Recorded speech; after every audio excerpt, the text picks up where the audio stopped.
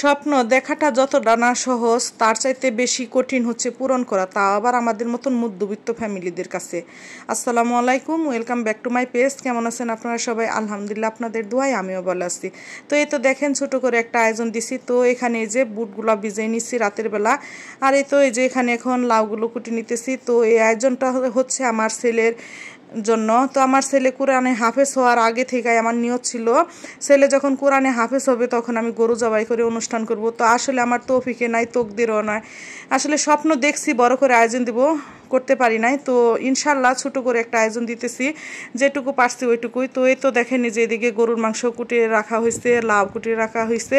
আর আমাদের গ্রামের দিকে তো এক বাড়িতে কোনো আয়োজন দিলে সবাই মিলে এসে সাহায্য করে। তো অন্যদিকে আমার জায়েরা এসে কাজগুলো করে দিতেছে। আর ওইদিকে দেখেন, এই যে আমার ননদের জামাই ডাল রান্না করতেছে, আর এদিকে আমি আমার যা লাউ তরকারি রান্না করতেছি মাছ দিয়ে। আবার বাহিরে ভাত বসাইতেছে, গরুর মাংস রান্না করা হইতেছে বাড়ির বাহিরে।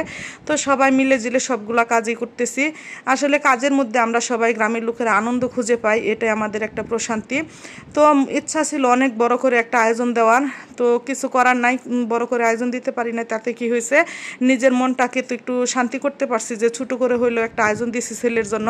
তা আবার রমজান মাসে, যেহেতু আমার ছেলে রমজান মাসে কোরআনে হাফেজ হয়েছে, ওই রমজান মাসে আমি একটা ছোট করে আয়োজন দিয়ে সবাইকে খাওয়াইছি, আত্মীয় স্বজন যাদেরকে দাওয়াত দিছি সবাই আসছে।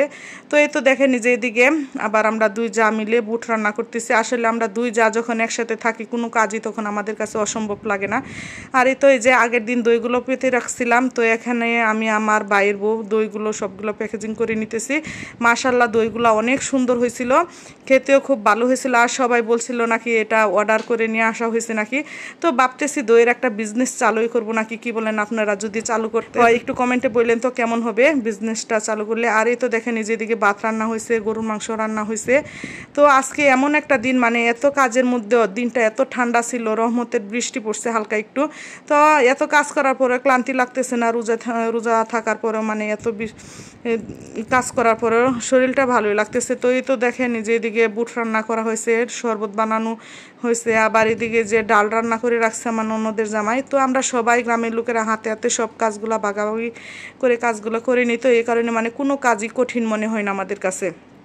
তো এই তো দেখেন, এই যে এদিকে লাউ তরকারি রান্না করছি, আর এই যে এদিকে শশাগুলো কেটে রাখছি। আর আকাশটা দেখেন কীরকম মেঘলা মেঘলা, আর অন্যরকম একটা শান্তি বিরাজ করতেছে বাড়িতে। আসলে সবাই খুশি, আমরা বাড়ির সবাই আলহামদুলিল্লাহ। যতগুলা মেহমান দাওয়াত দেওয়া হয়েছিল সবাই আসছে, কেউ আমার দাওয়াত রাখে নাই এমন একটা লোক নাই। তো এতে খুব খুশি। আসলে একটা আয়োজন দিলে যখন সবাই আসে তখন দেখলে মনটা একদম ভরে যায়, ভিতরে একটা শান্তি লাগে যে না, যাদেরকে দাওয়াত দিচ্ছি সবাই আসছে। তো এই তো বাহিরে খাওয়ানো হচ্ছে পুরুষ লোকদেরকে, ভিতরে মহিলাদেরকে খাওয়ানো হবে। আর মহিলাদের কোনো ভিডিও নেই নাই, আসলে পুরুষ লোকদের ভিডিও একটু ছোট করে নিছে আমার ছেলের হাত দিয়া।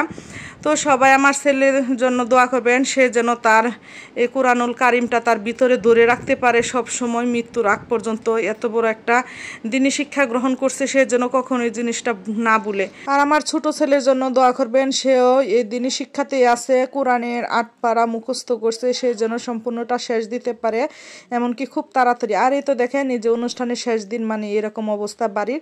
তো ভালো থাকবেন সবাই, আল্লাহ হাফেজ। আর ভিডিওটা ভালো লাগলে ভালো ভালো একটা কমেন্ট করে যাবেন। থ্যাংক ইউ সবাইকে।